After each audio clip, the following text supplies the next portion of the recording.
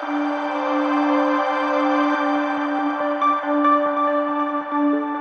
दोस्तों नमस्कार, dream campus में आपका स्वागत है। मैं हूं शिवजीत सिंह। दोस्तों आज एक बहुत महत्वपूर्ण टॉपिक पे हम लोग बात करने वाले हैं, जो कि पाकिस्तान ऑक्युपाइड कश्मीर, जिसको हम पाक अधिकृत कश्मीर बोलते हैं, शॉर्ट फॉर्म में जिसको हम पीओके बोलते हैं, वहाँ पे जो यूथ है, जो यूनिवर्सिटी में पढ़ने वाले स्टूडेंट्स हैं, उन्होंने भयंकर प्रोटेस्ट कर दिया है। और यह वही स्थिति हो गई है जिस तरह से बांग्लादेश और नेपाल में आपने देखा है। तो आज के इस वीडियो में हम बात करेंगे कि आखिर में इस समय ऐसा क्यों हो रहा है। खास करके आप देखेंगे कि जो थोड़े कम डेवलप हैं, डेवलपिंग कंट्रीज़ हैं, बांग्लादेश में है, नेपाल में है, अब पीओके में है। हालांकि पूरे पाकिस्तान में तो हम नहीं कह सकते, अभी पाकिस्तान के एक छोटे से पार्ट में इस तरह का विद्रोह हुआ है।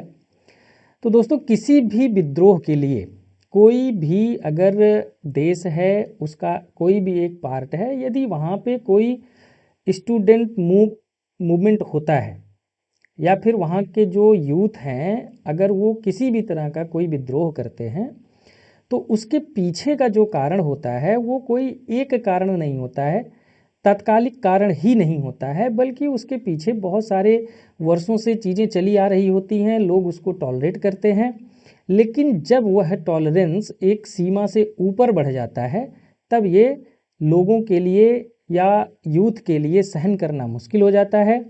फिर वो अपना जो इस्टेब्लिशमेंट है, जो स्टेट है, जो गवर्नमेंट है, या फिर जो भी इंस्टीट्यूशन है जिनके खिलाफ उनका तात्कालिक कारण होता है, उसके खिलाफ विद्रोह कर देते हैं। साथ में जब किसी एक चीज़ के खिलाफ कोई विद्रोह होता है, फिर वो धीरे धीरे धीरे धीरे उसमें चीज़ें जुड़ती जाती हैं, पुरानी बातें भी उभर करके बाहर आने लगती हैं। आप अगर इस तरह से समझें तो इस तरह से देख लीजिए कि आपसे किसी से कोई साधारण मनमुटाव है और तत्कालिक कुछ ऐसी घटना घट गई जिससे आपकी उससे लड़ाई हो गई। फिर आप क्या करते हैं कि उसके जन्मों जन्मांतर का जितना भी सब रहता है वो सब बाहर आने लगता है, सब एक दूसरे को सुनाने लगते हैं। तो सेम कंडीशन यही होती है जब कोई विद्रोह होता है, जब कोई वायलेंस होता है। तो दोस्तों आज के इस वीडियो में हम समझने का यह प्रयास करेंगे कि तात्कालिक कारण क्या रहा है, साथ में पीछे से कौन कौन सी ऐसी चीज़ें चली आ रही हैं उसके बारे में बात करेंगे। उसके साथ गवर्नमेंट का रिस्पॉन्स क्या रहा है उसके बारे में हम बात करेंगे। और मोस्ट इम्पॉर्टेंटली, चूँकि हम बात कर रहे हैं इंडिया के डिप्लोमेटिक स्ट्रेटजी के परिप्रेक्ष्य में, तो हम यह बात करेंगे कि इंडिया को इन सब प्रोटेस्ट से क्या सीखना चाहिए। साथ में हम जो हमारे पड़ोसी देशों के साथ जो घटनाएं घट रही हैं, हम उससे अपना डिप्लोमेटिक क्या क्या फ़ायदा उठा सकते हैं। यदि आप इस टॉपिक को देख रहे हैं, सुन रहे हैं, तो कुछ ना कुछ समझ ज़रूर रखते होंगे। तो कोशिश ये करिएगा कि कमेंट बॉक्स में बताइए कि भारत और क्या क्या फ़ायदे उठा सकता है। हालांकि कुछ चीज़ें हम यहाँ पे डिस्कस करने वाले हैं। तो सबसे पहले चलते हैं, बात करते हैं कि सबसे पहला जो कारण रहा है, तात्कालिक कारण रहा है, वो क्या रहा है। एक तो जो वहाँ पे एक यूनिवर्सिटी है, university of Azad Jammu and Kashmir, यहाँ पे फीस बढ़ाया गया डायरेक्ट 40%, जिससे वहाँ के स्टूडेंट्स को समस्या हुई। आप जानते हैं कि वहाँ पे ऑलरेडी इकोनॉमिक क्राइसिस है और डेवलपमेंट इतना है नहीं, इंफ्रास्ट्रक्चर की कमी है, एम्प्लॉयमेंट है नहीं। तो ये सब कारण है, और उसके बीच में यदि यूनिवर्सिटी में 40% की फ़ीस अचानक बढ़ा दी जाएगी, तो यह स्टूडेंट्स के लिए बर्दाश्त करना मुश्किल हो जाएगा। तो एक कारण तो आपने ये समझा कि 40% फ़ीस की बढ़ोतरी की गई। हालांकि ये तो एक आप कह सकते हैं कि ये केवल घी था, आग लगना अभी बाकी था। जो आग लगा वह आग लगा कि वहाँ पे एक सिस्टम चलता है ई मार्किंग का। ई मार्किंग के सिस्टम को हम समझेंगे। इसमें होता क्या है कि आप इस तरह समझ लीजिए, जैसे हमारे यहाँ ओएमआर पे परीक्षा होती है, तो इसको हम डिजिटली चेक करते हैं। क्योंकि देखिए ओएमआर होता है तो उसमें आप गोला लगा दिए, बिंदी लगा दिए, तो इस तरह से आपका वो चेक हो जाता है और मशीन भी उसको आसानी से रीड कर लेती है। लेकिन यदि कोई लिखित परीक्षा है, लिखित परीक्षा में ई मार्किंग का जो सिस्टम है वो थोड़ा सा टफ होता है, थोड़ा सा कठिन होता है।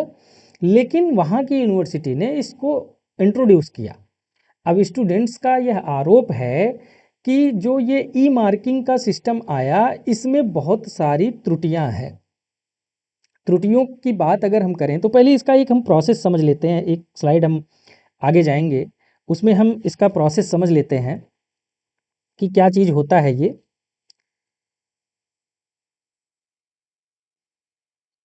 आप इसको इस तरह से समझिए, ये आंसर शीट जो है इसको पहले स्कैन किया जाता है। अब इसको एक तरह से इस तरह से समझ लीजिए कि मान लीजिए आपका ये क्वेश्चन पेपर है या फिर आप कह लीजिए आंसर शीट है। आंसर शीट में अभी सामान्य रूप से क्या होता है कि आंसर शीट में लाइंस होती हैं या ब्लैंक पेज होता है, आप उस पर आंसर्स लिखते हैं। इन्होंने क्या किया कि जो डिजिटल सिस्टम इन्होंने इंट्रोड्यूस किया उसमें ब्लॉक्स बने हैं, ठीक है, और इन्हीं ब्लॉक्स में आपको लिखना है। ये है इनका डिजिटल कॉपी, आप इस तरह से समझ लीजिए। जैसे आप जानते हैं कि ओएमआर सीट होता है, ओएमआर सीट में गोला गोला होता है, आप इसमें जो सही आंसर होता है उसको आप इस तरह से गोला कर देते हैं, तो हमारा जो डिजिटल स्कैनर मशीन होती है उसको आसानी से स्कैन कर लेती है और पॉजिटिव निगेटिव मार्किंग उसी हिसाब से वो कैलकुलेट कर लेती है, क्योंकि उसमें जो सही आंसर सीट होती है वो पहले से हम उसमें अपलोड कर देते हैं। तो ये तो सामान्य प्रक्रिया है कि एक बिंदी है या नहीं है, इससे हमको जज करना होता है। लेकिन यहाँ पे अब इस ब्लॉक से में आपको लिखना है। मान लीजिए कि इस ब्लॉक में अगर मेरी हैंड राइटिंग की बात करो आप, तो मैं हिंदी की अगर बात करो या उर्दू में हो सकता है लिखते हो, जो भी भाषा प्रयोग करते हो, मान लीजिए कि मैं हिंदी में का ऐसे लिखता हूँ, दूसरा व्यक्ति है इसी का को हो सकता है ऐसे लिखता हो, तीसरा व्यक्ति है जो इसी का को कुछ और तरह से लिखता हो। तो ये क्या होता है, थोड़ा सा कन्फ्यूजन होता है क्योंकि सबकी हैंड राइटिंग सेम नहीं होती है। तो अब क्या हुआ कि इस ब्लॉक्स में लिखने के बाद जो जब हम इसको डिजिटली स्कैन करवाते हैं तो इन ब्लॉक्स को, इन लेटर्स को वो फोटोग्राफ्स में चेंज कर देता है। फिर उसके बाद जो जांचने वाले होते हैं, जो कॉपी को चेक करते हैं, वो अपने घर पे बैठ करके या ऑफिस में बैठ करके सिस्टम में ओपन करके इन सब फोटोग्राफ्स को जो मशीन एनालाइज करती है उसको एनालिसिस करने का काम करते हैं। फुल्ली ऑटोमेटिक होता है, ऑटो जनरेटेड होता है। बस इनको ये है कि आप अपने जो भी आपकी लॉगिन आईडी है उसको लॉगिन करके आप अपने एक एक सब्जेक्ट का, एक एक कॉपी का आप इवेल्युएशन स्टार्ट कर देते हैं। सारा काम यहाँ के बाद फिर मशीन करती है, ठीक है। अब इसमें स्टूडेंट्स का आरोप ये है कि जो ये सिस्टम है इसमें बहुत सारी गलतियां हैं, बहुत सारे फ्लॉज हैं। क्यों? क्योंकि ये सही से स्कैन नहीं कर रहा है और सही से मार्किंग नहीं कर रहा है। यहाँ तक कि कुछ स्टूडेंट्स ने यहाँ तक आरोप लगा दिया कि हमने तो जिस सब्जेक्ट में एग्ज़ाम भी नहीं दिया था, जिस सब्जेक्ट का हमने क्वेश्चन पेपर लिखा भी नहीं, उसका भी नंबर हमको मिल गया। तो इसका मतलब ये हुआ कि जो ये सिस्टम है पूरी तरह से डिजिटल ई मार्किंग का, ये पूरी तरह से गलत है। अब भाई अगर मान लीजिए आपको 100 नंबर मिलना था, आपको 80 नंबर मिला, आपको 70 नंबर मिलना समझ में आता है कि चलो ठीक है, हो सकता है तुम्हारे पास कोई गलती रही होगी, तुमने गलत लिख दिया तो तुमको नंबर कम मिल गया। लेकिन अब आप ये सोचो कि जिस क्वेश्चन पेपर को आपने अटेम्प्ट ही नहीं किया, आप एग्जाम में बैठे ही नहीं, रिजल्ट जब आया तो आपको पता चला कि उसमें भी मार्क मिला है, तब अचानक से याद आया आपको, अच्छा ये सब्जेक्ट भी मैं लिया था क्या। तो ये समस्या तो है। एक तो इनका जो डिजिटाइज्ड इमेज है इसमें एक समस्या आ गई कि उस इमेज कैप्चरिंग का जो इनका सिस्टम है उसमें दिक्कत है, ठीक है। उसके बाद जो स्टूडेंट की आइडेंटिटी होती है, जैसा कि आप जानते हैं कि जब हम कोई भी एग्ज़ाम करवाते हैं, चाहे वो कंपटीशन का एग्ज़ाम हो या फिर हमारा बोर्ड का एग्ज़ाम हो या यूनिवर्सिटी के एग्ज़ाम्स हो, हम क्या करते हैं, कंपटीशन के एग्ज़ाम का एक उदाहरण लेकर के मैं बताता हूँ कि आप लोग डिजिटल सॉरी जो आपका ओएमआर सीट होती है उसमें आप अपने रोल नंबर्स भरते हैं। तो अब जो हमारा सिस्टम है वो क्या करता है, उस रोल नंबर को मास्क कर देता है, हाइड कर देता है, या आप यूं समझ लीजिए कि उसको क्यूआर कोड में या डिफरेंट टाइप के कोड्स में चेंज कर देता है, ताकि किसी को पता ना चले, या फिर जो एग्जामिनर है जो कॉपी चेक कर रहा है उसके सामने किसी का रोल नंबर, या आप इस तरह से कह लें कि किसी की आइडेंटिटी रिवील ना हो। इसको इसलिए किया जाता है कि कोई बायसनेस ना हो, या फिर लोग पर्ची पहुंचा देते हैं, लोग जो है तरह तरह के जुगाड़ लगाते हैं, इन सब चीज़ों पे बहस करने की ज़रूरत नहीं है। तो इन सब चीज़ों को बचाने के लिए इस तरह से समझ लीजिए कि करप्शन को रोकने के लिए हम इसको डिजिटली मॉडिफाइड कर देते हैं, क्यूआर कोड में परिवर्तित हो जाता है या फिर वो किसी रैंडम कोड में परिवर्तित हो जाता है, तो इससे आइडेंटिटी रिवील नहीं होती है। तो इनका यह दावा है स्टूडेंट्स का कि जो इन्होंने आइडेंटिटी मास्क करने का जो इन्होंने तरीका अपनाया उसमें कोई एनोनिमिटी नहीं है, मतलब वो जो है सर्कुलेट हो रहा है, उसको सब लोग आइडेंटिफाई कर ले रहे हैं, उसमें कोई इस तरह की चीज़ सिक्योरिटी वाली चीज़ नहीं है। ठीक है, अब उसमें जैसा कि हमने बताया कि एग्जामिनर मार्क करते हैं सेगमेंट्स को, फिर उसके बाद उसको अपने प्लेटफॉर्म पे अपलोड करते हैं, सिस्टम ऑटोमेटिकली उसको कंपाइल करता है और फाइनल रिजल्ट देता है। जैसे कि मान लीजिए एग्जाम्पल के रूप में, जैसे मैं ज्योग्राफी की कॉपी चेक कर रहा हूँ और कोई अन्य व्यक्ति है इकोनॉमिक्स का चेक कर रहा है, कोई हिंदी का चेक कर रहा है। जब सब चेक हो जाता है तो सिस्टम उसको ऑटोमेटिकली एक जगह पे ले आता है, एक रोल नंबर का, और रिजल्ट जनरेट कर देता है। तो ये पूरी तरह से डिजिटल सिस्टम है। अब इसमें दिक्कत ये है कि एक तो इनकरेक्ट और अनएक्सपेक्टेडली लो मार्क आया, मतलब बहुत कम नंबर पाए लोग, इससे फ्रस्ट्रेट हो गए। अब students mark passed in subjects they never attended, जैसा कि हमने बताया कि उन्होंने एग्ज़ाम दिया ही नहीं लेकिन फिर भी वो पास हो गए, उनको नंबर मिल गया। ठीक है, और इन डिजिटल सिस्टम की वजह से हुआ क्या कि रिजल्ट आने में बहुत डिले हो गया, मतलब जो रिजल्ट जनवरी में आना चाहिए था वह रिजल्ट जुलाई में आया 6 महीने बाद। अब आप ये सोचिए कि एग्ज़ाम्स जो होते हैं इसको टाइमली कंप्लीट इसलिए किया जाता है कि कोई भी स्टूडेंट अगर है तो वह एक एग्ज़ाम देने के बाद या फिर एक एग्ज़ाम जब वो दे रहा होता है तो वो अपने अपने अगले प्लान की तैयारी करता है। उसका आगे का क्या प्लान है, कंपटीशन में बैठना है या फिर कहीं और एडमिशन लेना है, किसी और यूनिवर्सिटी में जाके पढ़ाई करना है। तो इन सब चीज़ों के लिए जिस करंट यूनिवर्सिटी में वो पढ़ रहा है उसका रिजल्ट समय से आना जरूरी है। अब 6 महीने का यदि डिले हो गया, मान लीजिए कोई ऐसा व्यक्ति है जिसको एग्ज़ाम देने के बाद उसको पता है कि हम जनवरी में एग्ज़ाम लिख रहे हैं, हमारा फरवरी या मार्च अप्रैल तक हमारा रिजल्ट आना है और मई में हमको फला यूनिवर्सिटी का या फला कंपटीशन का फॉर्म डालना है जिसमें मैं एलिजिबल तभी होऊंगा जब इसकी मार्कशीट हमारे पास होगी। लेकिन यदि 6 महीने डिले हो गया तो उसका प्लान धरा का धरा रह गया। एक तो पहले से ही अनएम्प्लॉयमेंट है, एक तो पहले से ही उतनी सरकारी नौकरी वहाँ पे नहीं मिल रही है, उसके बाद अगर इस तरह का कोई दिक्कत होगा, इस तरह का समस्या होगा, तो जाहिर सी बात है जो स्टूडेंट्स हैं उनके मन में गुस्सा फूटेगा। ठीक है, उसके साथ कोई अकाउंटेबिलिटी नहीं है। अगर सिस्टमेटिक एरर्स है, अगर आप कोई ऐसा काम हो रहा है आपकी यूनिवर्सिटी में जिसको लेकर के आपके अंदर आपके मन में शिकायत है, आप सबसे पहले उन शिकायतों को लेकर के किसके पास जाएंगे? जो तत्कालीन हमारा यूनिवर्सिटी का एडमिनिस्ट्रेशन है, हम उससे बात करेंगे, या फिर जो उस आईटी सेल को या जो एग्ज़ाम कंट्रोलर है हम उसकी बात करेंगे, उनसे जा कर के मिलेंगे, उनसे हम अपनी शिकायतें करेंगे। लेकिन अब यहाँ पे हुआ क्या कि जो उनका आईटी सेल है या एग्ज़ाम कंट्रोलर है उन्होंने पूरी तरह से पल्ला झाड़ लिया कि भाई देखो ये ह्यूमन एरर नहीं है, ये मशीन का काम है और मशीन गलत नहीं हो सकती है। सबसे बड़ी दिक्कत ये है कि वो लोग अपनी बात पे अड़ गए, उन्होंने स्टूडेंट्स की बात को सुना तक नहीं। ठीक है, तो ये एक समस्या आप देख सकते हैं कि जो भी सिस्टम है भाई आप बात करो उस पर, आप इंगेज हो बच्चों के साथ, स्टूडेंट्स के साथ इंगेज होइए। आपके स्टूडेंट्स अगर बता रहे हैं कि ये फला फला जगह समस्या है तो आप उसको सुनिए, आप अपने सिस्टम में झांकिए। कोई भी सिस्टम ऐसा है, कोई भी सिस्टम हो, डिजिटल सिस्टम है, उसको बनाने वाला तो इंसान ही है।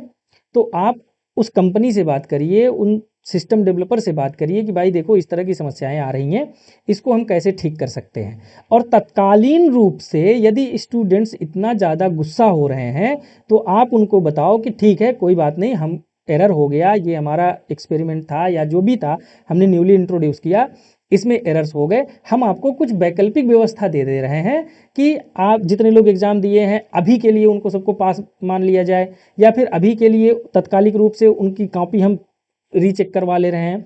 ये सब सारी चीज़ें आपको करनी चाहिए थी, लेकिन ये सब व्यवस्था वो लोग किए नहीं। उसके साथ एक और समस्या आ गई हमारे पास कि एक तो आपने देखा कि 40% फीस बढ़ गई, और दूसरी जो समस्या थी वो ई मार्किंग की हो गई। तीसरी जो समस्या हमारे पास आ गई वो आ गई कि 1500 रुपया रीचेकिंग का पैसा इन लोगों ने लगा दिया।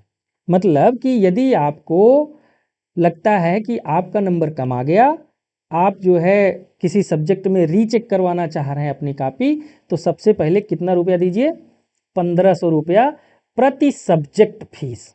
ठीक है। अब अगर 7 सब्जेक्ट हैं, ठीक है, तो ये हो गया आपका 10,500 रुपया। ठीक, ये एक्सेसिव बर्डन हो गया।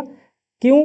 क्योंकि पैसा तो उनके पास पहले से नहीं था, गरीबी पहले से थी, ऊपर से बच्चों की पढ़ाई के लिए यदि बच्चों को लग रहा है कि उनका नंबर कम आ गया, भाई नंबर कम आ जाएगा, बहुत सारे कंपटीशन वैसे ही बाहर हो जाएंगे, क्योंकि एक लिमिट होती है, एक कट ऑफ परसेंटेज रखा जाता है। अब कोई बच्चा मान लीजिए कि 2 नंबर 4 नंबर से कहीं पे दिक्कत में आ गया, वो ये चाह रहा है कि हमारी कॉपी तो गलत चेक हो गई है, हमको फिर से चेक करवाना है, लेकिन अब उसको 1500 रुपया देना है। भाई 1500 रुपया स्टूडेंट्स के लिए, और अब इसमें बहुत ज़्यादा चर्चा करने की ज़रूरत नहीं है, 1500 रुपया क्या बात होती है। हमारे यहाँ भी फीस लगती है रीचेकिंग के लिए, लेकिन नॉमिनल लगती है, आराम से चेक करवा सकते हैं। यहाँ पे इस फीस को बढ़ा करके 1500 रुपया कर दिया गया, तो ये एक समस्या की बात थी। उसके साथ एक तो आप जो भी डेवलपमेंट कर रहे हैं वो डिजिटल डेवलपमेंट कर रहे हैं, ई मार्किंग का सिस्टम ले आ रहे हैं, लेकिन जो आपका फंडामेंटल फैसिलिटीज़ हैं, जो आपके फैसिलिटीज़ यूनिवर्सिटीज़ में होने चाहिए एक सुविधाजनक शिक्षा को प्राप्त करने के लिए, उस पे तो आप बात नहीं कर रहे हैं, और उसकी हालत बहुत ही दयनीय है। जैसे कि आप इन एडुकेट कैंपस इंफ्रास्ट्रक्चर, अब कैंपस इंफ्रास्ट्रक्चर की बात अगर आप करें तो एक जो बढ़िया यूनिवर्सिटी है, आप भी बहुत सारी यूनिवर्सिटीज़ देखे होंगे, गए होंगे, पढ़े होंगे, तो एक बढ़िया यूनिवर्सिटी में कौन कौन से फैसिलिटीज़ होने चाहिए। सबसे पहले तो आपका ट्रांसपोर्ट सिस्टम बढ़िया होना चाहिए, आपका बिल्डिंग स्ट्रक्चर सही होना चाहिए, आपके पास लाइब्रेरी वगैरह के सिस्टम सही होने चाहिए। उसके साथ साथ और भी जो सारी चीज़ें हैं वो व्यवस्थाएं वहाँ पे होनी चाहिए। एक यूनिवर्सिटी में जो चीज़ें होती हैं, अच्छे हॉस्टल, लाइटिंग, रोड, स्ट्रीट, ये सब सारी चीज़ें होनी चाहिए ताकि एक अच्छा माहौल मिल सके बच्चों को पढ़ाई करने के लिए। तो समस्या यहाँ पे भी थी कि जो यूनिवर्सिटी में हमारा इंफ्रास्ट्रक्चर होना चाहिए वो इंफ्रास्ट्रक्चर इनके पास अवेलेबल नहीं था, जो कि आग में घी डालने का काम किया यहाँ पे। ठीक है। अगर हम आगे की बात करें तो ई मार्किंग सिस्टम के बारे में हम समझ लिए कि ई मार्किंग सिस्टम क्या है, कैसे वर्क करता है और इसमें क्या क्या कमियां हैं। अब अगर हम बात करें कि ये प्रोटेस्ट तो शुरू हुआ कैंपस में, लेकिन ये धीरे धीरे जो है बढ़ गया गलियों में। कैसे भाई, क्यों? अब हम बात करते हैं तात्कालिक कारण का। जैसा कि हमने कहा कि पहले तो हम बात करेंगे बैकग्राउंड का।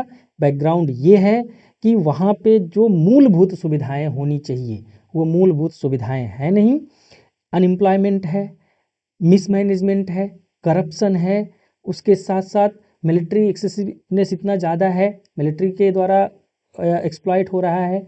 जैसा कि आप जानते हैं आतंकवादियों का गढ़ बना हुआ है, आए दिन चूँकि बॉर्डर एरिया है तो वहाँ पे झड़प होती रहती है। ये सब सारी समस्याएं वहाँ पे पहले से चल रही थी, और जो तात्कालिक कारण बना वो बना फीस की बढ़ोतरी प्लस ई मार्किंग का सिस्टम, और रीचेकिंग के लिए जो हमारा उन्होंने पैसा लगाया 1500 रुपया पर सब्जेक्ट। ठीक है। अब हम बात करते हैं कि जो करंट डेवलपमेंट हुआ वो कैसे हुआ। हुआ यूं कि जो स्टूडेंट्स हैं यूनिवर्सिटी में वो अपने समस्या को लेकर के एडमिनिस्ट्रेशन से बात किए, तो एडमिनिस्ट्रेशन ने सबसे पहले तो ये कहते हुए पल्ला झाड़ लिया कि हम डिजिटल सिस्टम पे काम कर रहे हैं, ये इसमें किसी भी ह्यूमन का उस तरह का इन्वॉल्वमेंट नहीं है और इसको सही कर पाना बड़ा मुश्किल है। तो बच्चों ने कहा कि भाई फिर क्या सलूशन है हमारा। तो इसका कोई जवाब न दे करके स्टूडेंट्स को ही ये लोग गलत ठहराना शुरू कर दिए कि आप जितना मार्क आपको मिलना चाहिए था उतना मार्क आपको मिला, हमारे डिजिटल सिस्टम में कोई गड़बड़ी नहीं है। इस तरह की चीज़ें, इस तरह का रिस्पांस इनको मिलना शुरू हुआ स्टूडेंट्स को। अब ये जो प्रोटेस्ट है वो पीसफुल प्रोटेस्ट कैंपस में स्टूडेंट्स के द्वारा चल रहा है, सामान्य स्टूडेंट, अभी तक इसमें कोई पॉलिटिकल इन्वॉल्वमेंट नहीं हुआ है। अब बच्चों को ये लगने लगा कि दे आर निगलेक्टेड, उनका जो यूनिवर्सिटी है वो उनके फ्यूचर के साथ खिलवाड़ कर रहा है, उनके भविष्य के साथ खिलवाड़ कर रहा है और उनकी बातें नहीं सुनी जा रही हैं। तो ये प्रक्रिया 1 दिन 2 दिन चलता रहा। पहला जो अक्टूबर लास्ट में पहला जो डेवलपमेंट होता है वो यही डेवलपमेंट होता है कि पीसफुल प्रोटेस्ट यूनिवर्सिटी में शुरू होता है, किसको लेकर के, ई मार्किंग फेलियर को लेकर के। जैसा कि हमने कहा कि किसी भी प्रोटेस्ट के लिए कोई एक तात्कालिक कारण होता है, मतलब वही दो लोगों के बीच में झगड़ा शुरू होने का कोई एक तात्कालिक कारण हो गया, फिर उसके बाद वो पीछे नानी दादी की बातें शुरू हो गई कि भाई तुमने तो 2020 में ये कहा था, अभी तुम्हारा बचपन में तुम्हारा इसलिए लड़ाई हुई थी, ये सब सारी चीज़ें आप उसमें समझ लिए। तात्कालिक कारण बना ई मार्किंग फेलियर। 2-4 दिन पीसफुल प्रोटेस्ट हुआ, कोई पॉलिटिकल इन्वॉल्वमेंट नहीं हुआ। अच्छा, बात ये हुई कि बच्चों की बात सुनने की जगह पे यूनिवर्सिटी एडमिनिस्ट्रेशन ने क्या किया, इनको सप्रेस करने की कोशिश की, मूवमेंट को दबाने की कोशिश की और वहाँ पे पुलिस डिप्लॉय कर दिया। ठीक है, क्या कर दिया, पुलिस डिप्लॉय कर दिया।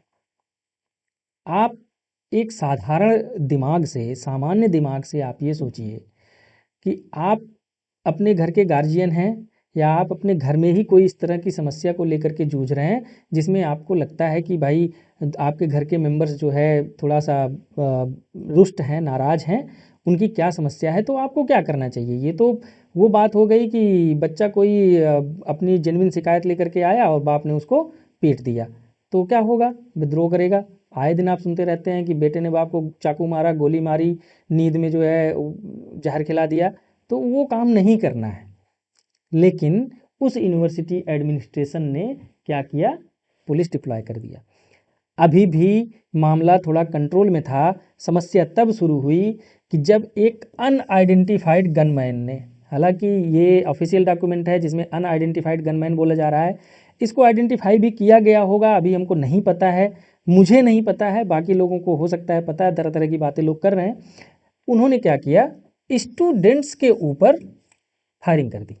एक जो आदमी आया बंदूक लेकर के, वो स्टूडेंट्स के ऊपर फायरिंग कर दी, जिसमें, और इस बात को ध्यान में रखिए कि वहाँ पे पुलिस मौजूद थी, पुलिस के सामने ही स्टूडेंट के ऊपर फायरिंग कर दी गई और जिसमें कई सारे स्टूडेंट्स इंजर्ड हो गए। फिर से वही बात हो गई जहाँ से नेपाल का प्रोटेस्ट शुरू हुआ था। अगर आपको याद होगा तो आपको पता है कि नेपाल में भी यही चीज़ें हुई थी कि नेपाल में, हालांकि वहाँ पे तो देखिए कंडीशन सेम है, वहाँ पे अनएम्प्लॉयमेंट है, बेरोजगारी है, कोई सुविधा नहीं है, करप्शन है, मिसमैनेजमेंट है, एडमिनिस्ट्रेशन उतना अच्छा नहीं है, सेम चीज़ें वहाँ पे भी हैं। लेकिन वहाँ पे तात्कालिक कारण क्या बना था, banning of social media. Social media पे वहाँ के लोगों ने क्या किया था, जो जेनजी हैं उन्होंने ये किया कि जो वहाँ के पॉलिटिकल लीडर्स हैं उनके बच्चे जो विदेश में रह रहे थे, तो उनकी फ़ोटोज़, वीडियोज़, ये सब उन्होंने डालना शुरू किया, ये बताते हुए कि जो इनके बच्चे हैं ये मौज कर रहे हैं और सारी सज़ा नेपाल की जनता को मिल रही है। तो वहाँ पे तात्कालिक कारण ये बना था, सोशल मीडिया बैन किया गया। यहाँ पे तात्कालिक कारण ये बना कि जो पीसफुल प्रोटेस्ट था उसमें एक फायरिंग हो गई। अब दिक्कत हो गई क्योंकि वहाँ पुलिस भी खड़ी थी। ठीक है, अगला जो डेवलपमेंट होता है, स्टूडेंट अब वायलेंट हो गए। अब वहाँ पे जो भी उनको मिला सारी चीज़ों में आग लगाना शुरू कर दिया, टायर्स जलाने लगे, पोस्टर्स जलाने लगे, तमाम चीज़ें वहाँ पे शुरू हो गई। ठीक है, अब इसमें नया मोड़ तब आया कि जब एक जॉइंट आवामी एक्शन कमेटी, ये एक वहाँ का पॉलिटिकली एक्टिव ग्रुप है, जब इन्होंने इस मूवमेंट को ज्वाइन कर लिया। ठीक है, तो अब अगर हम बात करें कि स्टूडेंट्स जो तात्कालिक कारण था, प्रोटेस्ट हो गया, गोली लग गई, लोग भड़क गए, पॉलिटिकल पार्टी भी ज्वाइन कर ली। लेकिन अब उसके साथ साथ जैसा कि हमने कहा कि तात्कालिक कारण के बावजूद जब झगड़ा लड़ाई होती है तो पुरानी बातें उठ करके सामने आ जाती हैं। तो अगर हम बात करें कि अब स्टूडेंट्स की जो डिमांड है वो केवल जो एग्ज़ाम पैटर्न में फ्लॉ हो गया, ई मार्किंग सिस्टम हो गया, उनको छोड़ करके अब ये लोग आगे बढ़ गए। अब इनका ध्यान केंद्रित हो गया करप्शन और मिसमैनेजमेंट पर। जैसा कि आप जानते हैं कि पाकिस्तान में ऑलरेडी इकोनॉमिक क्राइसिस चल रही है, विभिन्न प्रकार के करप्शन चल रहे हैं, पॉलिटिकल लीडर्स स्टेबल नहीं है, मिलिट्री हमेशा अन्य चीज़ों में व्यस्त रहती है। अब अन्य चीज़ों को एक्सप्लेन करने की ज़रूरत नहीं है, आप समझदार हैं। तो अब जो है, जो यूथ है वहाँ का, वो अब इन सब चीज़ों पे आ गया। अब आप ये सोचिए कि जब कोई स्टूडेंट प्रोटेस्ट अपनी स्टूडेंट वाली डिमांड्स को हट करके अन्य सामान्य डिमांड जो कि वहाँ की जनता के लिए भी ज़रूरी है, जब उसको हाईलाइट करना शुरू कर देगा, तब क्या होगा कि जो वहाँ के लोग हैं, जो वहाँ की जनता है, वो भी उस प्रोटेस्ट में शामिल हो जाएंगे। तो हुआ यही कि स्टूडेंट्स ने जब करप्शन की बात की, मिसमैनेजमेंट की बात की, अनएम्प्लॉयमेंट की बात की, इंफ्रास्ट्रक्चर की बात की और मिलिट्री एक्सप्लॉयटेशन की बात की, तो यह जो प्रोटेस्ट था यह कैंपस से स्ट्रीट तक पहुंच गया। ठीक है, अभी इसमें हम बहुत ज़्यादा अंदर तक नहीं जाएंगे क्योंकि हमारा जो लक्ष्य है एक्सप्लेन करने का, बात करने का, वो चीज़ें अलग हैं। अगर हम यहाँ पे भी बात करें कि डिमांड में क्या क्या चीज़ें शामिल थी, तो आप ये देखिए, सबसे पहली चीज़ तो ये थी कि भाई हमारा जो एग्ज़ाम में दिक्कत है उसको सही करिए। लेकिन जो कोर एजुकेशनल डिमांड्स था, ये तो आप जान रहे हैं क्या समस्या है, क्या डिमांड थी उनकी। उन्होंने कहा कि जो रीचेकिंग फ़ीस है उसको आप ख़त्म करिए, ठीक है, और जो आपका ये डिजिटल वाला तमाशा है इसको बंद करिए। ई मार्किंग का जो रिवैल्यूएशन है आप उसकी फैसिलिटीज़ दीजिए। ये अभी तक स्टूडेंट्स की डिमांड चल रही है, आप इसको समझिए। उसके बाद जो यूनिवर्सिटीज़ में पैसा बढ़ाया गया था, 40% जो आज़ाद जम्मू कश्मीर यूनिवर्सिटी में जो फीस बढ़ाई गई थी, जिसको हम ट्यूशन फीस बोलते हैं, उसको इन्होंने कहा कि भाई थोड़ा कम करिए, लेकिन कोई सुनने वाला नहीं है। अभी इसमें आगे हम बात करेंगे कि गवर्नमेंट का क्या रिस्पॉन्स रहा है, ठीक है। उसके बाद फैसिलिटीज़ की इन्होंने बात की कि आप जो है, जो यूनिवर्सिटीज़ की फैसिलिटीज़ हैं उसको इम्प्रूव करिए। ट्रांसपोर्टेशन की बात करी उन्होंने, सर्विसेज की बात करी। फिर उसके बाद अब मज़ा आया तब जब यह प्रोटेस्ट कैंपस से बाहर बढ़ गया और गलियों में पहुंच गया, तब इनका डिमांड चेंज हो गया। ब्रॉडर जो पॉलिटिकल डिमांड और इकोनॉमिक डिमांड है उसमें इन्होंने बात करना शुरू किया कि करप्शन का, ठीक है, जो कि आप जानते हैं पाकिस्तान में बहुत स्थिति खराब है, और मिसमैनेजमेंट का, ठीक है। अब इनका डिमांड का जो दायरा है, जो क्राइटेरिया है, वो बढ़ता चला गया। यूनिवर्सिटी से हट करके ये अब अपने सरकार पर आ गए, सरकार पे ब्लेम लगाना शुरू कर दिया इन लोगों ने, ठीक है। उसके बाद अनएम्प्लॉयमेंट की बात की। जैसा कि आप जानते हैं पाकिस्तान में ही नहीं, हमारे आसपास के अन्य देशों में, जो आप साउथ एशिया की अगर बात करें तो चाहे बांग्लादेश हो, नेपाल हो, म्यांमार हो, हर जगह अनएम्प्लॉयमेंट की समस्या, इंक्लूडिंग इंडिया। तो एम्प्लॉयमेंट एक बहुत बड़ा इशू बन करके बाहर आया। उसके साथ साथ अकाउंटेबिलिटी, मोस्ट इम्पॉर्टेंटली, कि यदि कहीं पे कोई समस्या है, किसी भी देश में कोई दिक्कत चल रही है, तो कोई ऐसा जिम्मेदार व्यक्ति हो, कोई ऐसा जिम्मेदार संस्था हो जो इसकी अकाउंटेबिलिटी ले, जो इसको स्वीकार करे कि नहीं भाई समस्या तो है, और इसके बाद जो समस्या है उसका ये समाधान है, ये सलूशन है, हम इस पर काम कर रहे हैं। पाकिस्तान में क्या हुआ, कोई भी अकाउंटेबिलिटी लेने के लिए तैयार नहीं हुआ। अगर हम बात करें इसी तरह से, आप देख लीजिए कि नेपाल में यही घटना घटी। हमने कहा था कि हम इसको थोड़ा सा कनेक्ट करने की कोशिश करेंगे कि नेपाल, बांग्लादेश और पाकिस्तान में क्या समानताएं हैं। तो आप देखिए नेपाल में क्या हुआ, वहाँ पे भी जेन जी ने भीड़ को मोबिलाइज किया, भीड़ का ध्यान केंद्रित किया, आकर्षित किया किस चीज़ पे, जो वहाँ के पॉलिटिकल लीडर्स हैं, और उनकी जो लेविश लाइफ थी उस पे उन्होंने ध्यान को केंद्रित किया कि जो पॉलिटिकल लीडर्स हैं उनकी जो संतानें हैं, उनकी जो औलादें हैं, वो तो विदेशों में मतलब कि 2.5-3 लाख के बैग लेकर के घूम रहे हैं और यहाँ पे लोग खाए बगैर मर रहे हैं। सेम चीज़ यही बांग्लादेश में हुआ, वहाँ पे भी corruption, youth led movement, demand क्या था? Accountability and reform. फिर से वही बात आई कि वहाँ पे भी अकाउंटेबिलिटी की ही समस्या आई, बांग्लादेश में भी। इसी तरह से आप देखिए, अभी आप सोशल मीडिया पे देखते होंगे कि यूरोपियन कंट्रीज में भी बहुत जगह ऐसे विद्रोह हुए और टिकटॉक पे, एक्स पे या अन्य तरह के सोशल मीडिया पे इसको बार बार उजागर किया गया। तो मेरा कहना ये है कि लगभग हर जगह कारण सेम रहे हैं, लेकिन स्टूडेंट्स और जो यूथ है उसको अन्य तरीके से, अपने अपने तरीके से उसको यूज किया है। ठीक है, अनएम्प्लॉयमेंट है, करप्शन है, मिसमैनेजमेंट है, ये हर जगह की समस्या है तीनों देशों की अगर हम बात करें तो। अब जो तात्कालिक कारण है वो केवल अलग अलग वहाँ पे सामने आया। अगर हम बात करें कि गवर्नमेंट ने क्या रिस्पॉन्स लिया, आप ये सोचिए कि अगर कहीं पे प्रोटेस्ट हो रहा है तो गवर्नमेंट का सबसे पहला काम क्या होना चाहिए कि वो जो भी ग्रुप है, जो भी प्रोटेस्ट करने वाले प्रोटेस्टर हैं, आप उनकी बात को सुनो, आप उनसे बात करो, उनको समझाने का प्रयास करो कि भाई कोई भी चीज़ है अगर वो उसमें गलती हुई है या आपको लगता है कि उसमें गलत हुआ है तो उसके लिए हमारे पास ये सलूशन है, या फिर आपके पास यदि कोई सलूशन हो तो आप हमको बताएं, हम लोग बैठ करके बात करेंगे, एक जो समाधान होता है, एक सम्मिलित समाधान हम लोग निकालेंगे। लेकिन यहाँ पे क्या हुआ, सबसे पहला काम जो वहाँ की एडमिनिस्ट्रेशन ने किया वो बैन किया स्टूडेंट यूनियंस को। ठीक है, तो ये तो भाई एक समस्या है कि जो स्टूडेंट अपनी डिमांड कर रहे हैं आपने उनको बैन कर दिया। अब उनको अगर आप बैन कर देंगे, कैंपस में वो लोग जाएंगे नहीं, आपको लगता है कैंपस में नहीं जाएंगे तो हमारा प्रोटेस्ट कम हो जाएगा। उल्टा नतीजा ये हुआ कि वो कैंपस में नहीं उनको जाने दिए तो गलियों में आ गए, लगे जलाने फूंकने, तो ये तो और विकट समस्या हो गई। अब लिमिटेड डायलॉग, जैसा कि हमने कहा कि यदि अगर कहीं पे भी समस्या है, कोई भी प्रोटेस्ट कर रहा है तो आप उनसे डायलॉग स्थापित करिए, बातचीत करिए, जो कि पहला पड़ाव होता है, पहला स्टेप होता है किसी भी टसल को ख़त्म करने के लिए, किसी भी लड़ाई को ख़त्म करने के लिए। जब तक आप सामने वाले की बात नहीं सुनेंगे, आप उसकी समस्याओं को नहीं सुनेंगे तो उनकी समस्याओं का समाधान भी आप नहीं निकाल पाएंगे। ठीक है, उसके बाद हालांकि उन्होंने ये कहा कि जो फीस बढ़ी है उसको हम रिव्यू करेंगे, और लेकिन इसका कोई उन्होंने टाइमलाइन नहीं दिया। ये भी नहीं कहा कि हम कम करेंगे, उन्होंने कहा कि ठीक है जो फीस बढ़ा हुआ है उसको हम रिव्यू कर लेते हैं, उसको देख लेते हैं क्या दिक्कत है।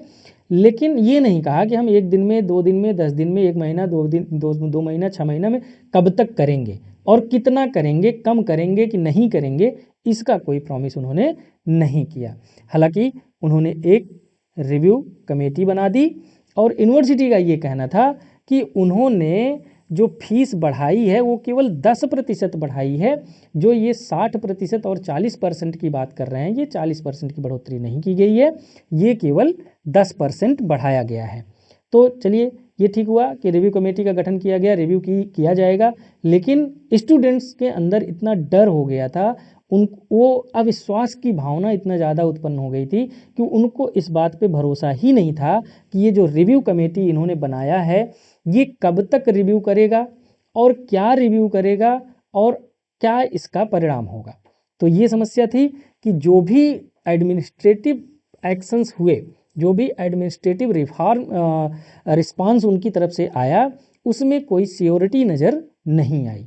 अगर हम सिक्योरिटी की बात करें कि 2 तरह से इन्होंने रिस्पांस दिया, एक तो स्टूडेंट्स को सेंटर में रख करके कि हम स्टूडेंट लीडर्स को ही बैन कर देंगे, उनके मूवमेंट को बैन कर देंगे। दूसरी तरफ उन्होंने ये कहा कि सिक्योरिटी पर्पस से हम यहाँ पे क्या करेंगे। ठीक है, अब उन्होंने क्या किया, पुलिस डिप्लॉय किया हैवी मात्रा में ताकि उनको सप्रेस किया जा सके। दूसरा उन्होंने क्या किया, स्टूडेंट ऑर्गेनाइजर्स जितने भी थे सबको अरेस्ट करना शुरू कर दिया। ये तो सप्रेस करने वाली बात हो गई, जिनसे बात करनी है आपको, आप उनको उठा करके जेल में डाल रहे हो, ये समस्या है। इंटरनेट बैन कर दिया, ठीक है। अब इंटरनेट बैन कर दिया तो उनको लगा कि सबसे, देखिए पाकिस्तान बहुत ही फ्रेजाइल कंट्री है। आप इस तरह से समझ लीजिए कि पाकिस्तान में अगर कुछ भी होता है तो उसका इंटरनेशनल लेवल पर बहुत ज़्यादा बात होती है, बहुत ज़्यादा बेइज्जती हो जाती है पाकिस्तान की, इस तरह से आप समझ लो। तो उस चीज़ से बचने के लिए इन्होंने क्या किया, इंटरनेट पे बैन लगा दिया। किसी भी तरह की कोई भी पॉलिटिकल एक्टिविटी अब नहीं होगी, पॉलिटिकल एक्टिविटी को बंद कर दिया, हैम्पर कर दिया, साथ में टीचिंग को सस्पेंड कर दिया, मतलब यूनिवर्सिटी बंद हो गई। ठीक है। उसके बाद पाकिस्तान का जो एक हमेशा का रोना रहता है वो रहता है ब्लेमिंग एक्सटर्नल एक्टर्स। उनका कहना ये है कि इसमें बाहरी तत्व शामिल हैं, इसकी वजह से यहाँ पे प्रोटेस्ट हुआ, बाहर के लोग फ्यूल कर रहे हैं, बाहर के लोग भड़का रहे हैं। ठीक है। अब अगर हम बात करें कि इन सब घटनाओं से, देखिए चर्चा का जो मुख्य विषय है वो विषय ये है कि ये पीओके में हुआ, नेपाल में हुआ, बांग्लादेश में हुआ, 3 साइड में हो चुका है। अब कहीं ऐसा तो नहीं कि भारत में भी इस तरह की घटनाएं घट जाएंगी। क्यों? क्योंकि अनएम्प्लॉयमेंट हमारे यहाँ भी है, बेरोजगारी यहाँ पे भी है, बहुत बड़े स्तर पर है। एक हमारा पूरा यूथ का कुनबा बेरोजगार घूम रहा है। दूसरे, करप्शन, आप समझते हैं कि हमेशा समय समय पर करप्शन की चीज़ें बाहर आती रहती हैं। बहुत सारी ऐसी चीज़ें हैं जो नेपाल, बांग्लादेश और पाकिस्तान पीओके से समानता रखती हैं।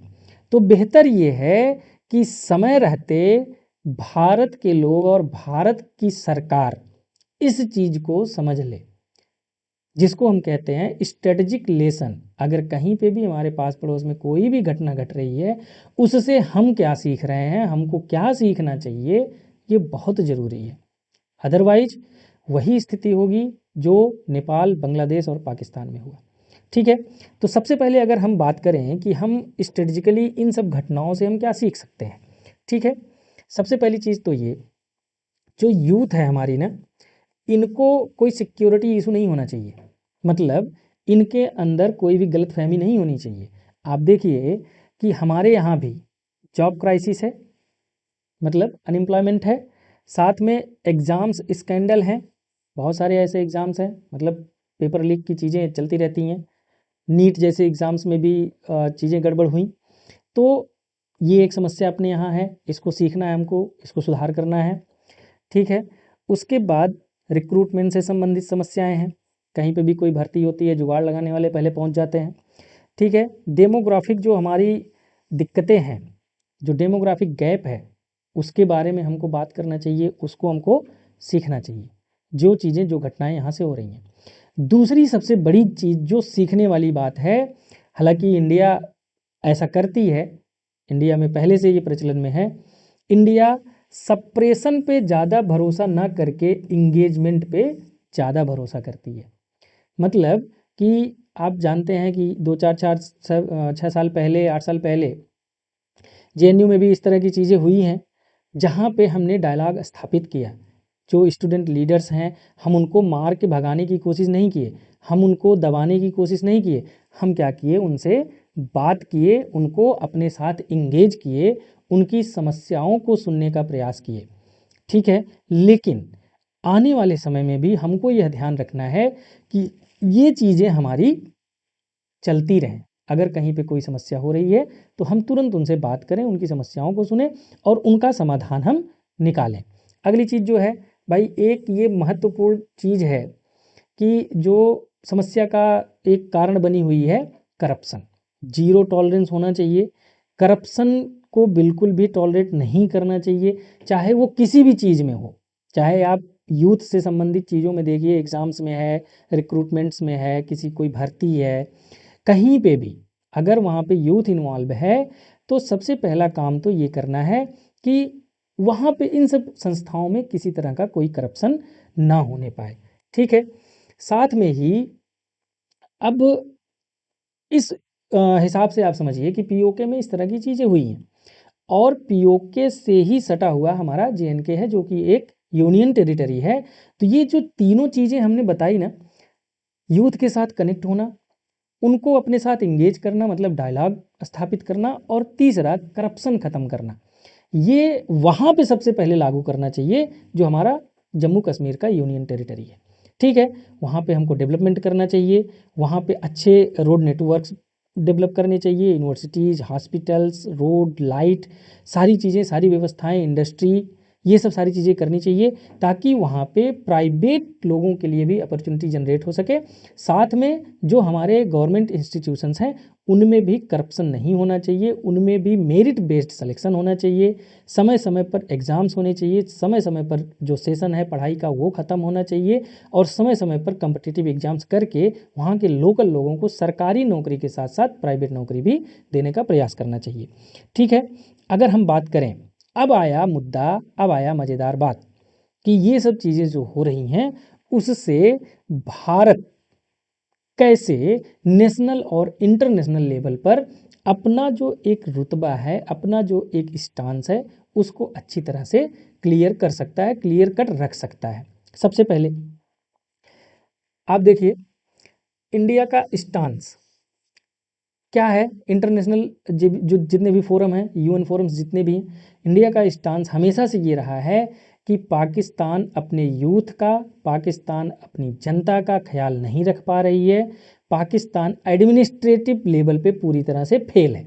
ठीक है, अब इसको इंटरनेशनल लेवल पर जितने भी यूएन फोरम्स हैं, इसको इंडिया बार बार दोहरा सकता है, बार बार इन घटनाओं को फोकस में ले आ सकता है, ताकि सीधी सीधी बात करो पाकिस्तान की बेइज्जती कर सकता है, पाकिस्तान की धज्जियां उड़ा सकता है, इस घटना को इंटरनेशनल लेवल पे ले जा करके।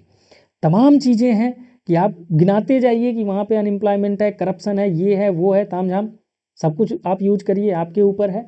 ठीक है, उसके बाद जो डेवलपमेंट्स हैं, आप ये करिए कि अपनी पहुंच, अपनी क्षमता, ठीक है, आप क्या कर सकते हैं वो आप दिखाने का प्रयास करिए।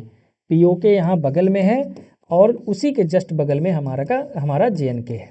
ठीक है, जो कि हमारा रिसेंटली यूनियन टेरिटरी बना है। अब क्या करना चाहिए इंडिया को कि जितने भी वहाँ पे अनडेवलपमेंट है, जितने भी प्रोजेक्ट्स अंडर डेवलपमेंट स्टेज में हैं, सबको स्पीड अप कर दो। चाहे वो इकोनॉमिक डेवलपमेंट हो, रोड हो, इंडस्ट्री हो, यूनिवर्सिटीज़ हो, मेडिकल कॉलेज हो, जो भी चीज़ें हैं सामान्य जनता के लिए, इंटरनेट हो, सोशल मीडिया हो, सबको स्पीड अप कर दो। ठीक है, डेमोग्राफिक इंगेजमेंट बढ़ा दो। ठीक है, लगातार दौरा करना शुरू कर दो, प्रधानमंत्री, गृह मंत्री, जितने भी मंत्री संतरी तंत्री हैं, सब वहाँ पहुँचना शुरू कर दें और वहाँ पे मीटिंग्स लेना शुरू कर दें। ठीक है, इस तरह से ये होगा कि जो इंडिया का फोकस है वो वहाँ के लोगों को दबाने का फोकस नहीं है, उनको उठाने का फोकस है। ठीक है, एक तो ये काम कर सकते हैं कि दूसरा, पहला तो ये हो गया कि आप इंटरनेशनल लेवल पर खूब गाना गाइए कि पाकिस्तान में देखिए क्या हो रहा है। दूसरा, इंटरनेशनल लेवल पर यह भी बताने का प्रयास करिए कि आप क्या कर रहे हैं, कि जो आपका यूनियन टेरिटरी है, जो जेएनके वाला क्षेत्र है, आप वहाँ पे क्या कर रहे हैं। ठीक है, उसके बाद जितने भी लोकल लीडर्स हैं, जितने भी वहाँ पे लोकल समस्याओं को लेकर के अपनी बात कहने वाले लोग हैं, फटाफट उनसे बात करिए कि भाई देखो, इस तरह की घटनाएं नहीं घटनी चाहिए हमारे यहाँ, तुम्हारी समस्या क्या है ये बताओ, मैं उसको सॉल्व करने के लिए तैयार हूँ। जो भी लोकल वॉइस है उसको आप सुनिए, उनको समाधान दीजिए। ठीक है, अब जैसा कि हमने बात किया, इकोनॉमिक इंटीग्रेशन और zero tolerance for corruption most important. आपका जो भी वहाँ पे काम चल रहा है, जो भी चीज़ें चल रही हैं इकोनॉमिकली, उसको डेवलप करने की कोशिश करिए, और किसी भी चीज़ में कोई भी बायसनेस नहीं होनी चाहिए, किसी भी चीज़ में किसी भी तरह का करप्शन नहीं होना चाहिए।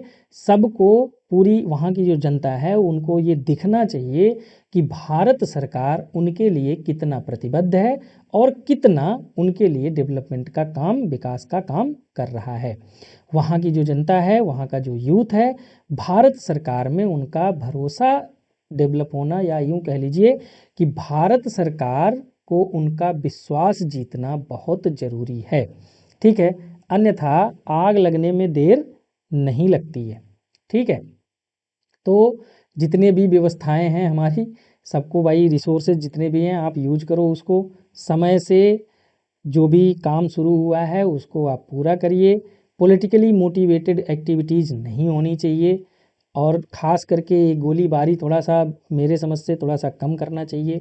लोगों से डायलॉग स्थापित करिए। ठीक है, अब अगर हम बात करें कि आगे हम क्या कर सकते हैं, ये केवल जेएनके के लिए या फिर पीओके के लिए नहीं है, ये हमारे इंडिया के पूरी यूथ के लिए है। तो सबसे पहले तो आप ये देखिए, वार्निंग सिग्नल, मतलब कि किसी भी देश की कोई भी जनता है, कोई भी यूथ है, तो अपनी छोटी छोटी समस्याओं को लेकर के छोटे लेवल पर, छोटे स्तर पर वो विद्रोह करती रहती है। ठीक है, तो इसको आप समय रहते भांप लीजिए। ठीक है, frustrated youth with legitimate grievances can rapidly transform into broader anti government movement threatening stability.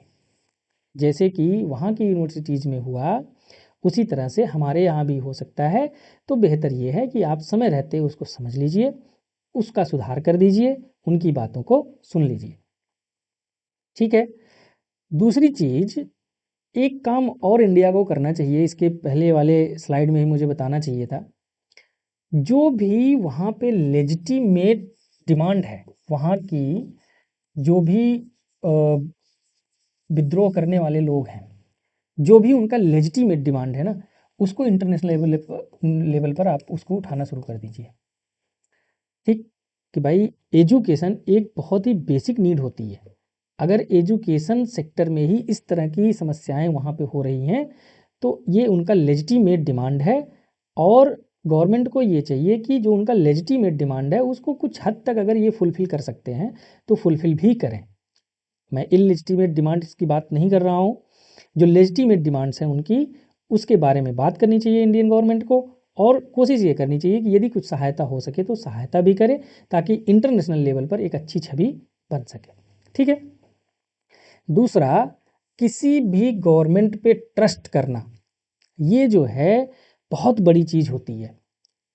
अगर किसी भी देश की जनता किसी भी पॉलिटिकल पार्टी पर ट्रस्ट करती है, अंधविश्वास करती है, अंधविश्वास का मतलब ये नहीं कि अंधविश्वास उस तरह वाला, अंधा विश्वास का मतलब ये होता है कि उसको पता है कि जिस गवर्नमेंट को हमने चुन के भेजा है वो जो भी कर रही है या जो भी करेगी वो जनता की भलाई के लिए करेगी। तो ये ट्रस्ट बिल्ड करना बहुत इम्पॉर्टेंट होता है और बहुत ही कठिन काम है। तो हमारा काम ये है कि हमारा जो शासन प्रशासन है, हमारी जो जनता है, उसका विश्वास सरकार पर बना रहे।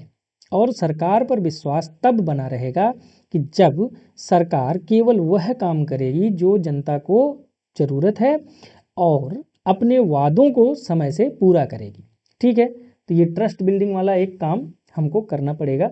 दूसरा, स्ट्रेटजिक एडवांटेज हम इसका ले सकते हैं, जो वहाँ पे घटना घटी, वहाँ के पोजीशंस और जो भी डिप्लोमेट अपॉर्चुनिटीज़ है उसको हम हाईलाइट कर सकते हैं। जैसे कि हमने बात किया कि वहाँ के जो लोकल डिमांड्स हैं, जो लेजिटिमेट डिमांड्स हैं, उसको जो है हम फुलफ़िल करें या उसको इंटरनेशनल लेवल पर उठाने की कोशिश करें। तो दोस्तों, मुझे लगता है कि ये जो पूरा हमारा एक टॉपिक था कि जेन जी प्रोटेस्ट हुआ पाकिस्तान में, उसके पीछे बैकग्राउंड क्या रहा है, तात्कालिक कारण क्या रहा है, इंडिया को क्या सीखना चाहिए इससे, इंडिया उस घटना से अपना क्या एडवांटेज ले सकता है नेशनल और इंटरनेशनल लेवल पर, साथ में अपनी पहुंच, अपनी पकड़ उस क्षेत्र में कैसे मजबूत कर सकती है, और उसके साथ साथ अपना भरोसा और अपना कार्यशैली किस तरह से भारत के अंदर भारत की जनता के साथ बेहतर कर सकती है, इसके बारे में हमने चर्चा किया। उम्मीद करता हूं कि आपको पूरी तरह से समझ में आ गया होगा कि क्या है पूरा मामला। यदि इसके बारे में आपको भी कुछ लगता है कि ये भी वहाँ पे होना चाहिए, ये भी वहाँ पे करना चाहिए, ये भी हो सकता है, या फिर मुझे कुछ टॉपिक्स और उठाने चाहिए थे, तो आप हमको कमेंट बॉक्स में ज़रूर बताइएगा। Thank you so much.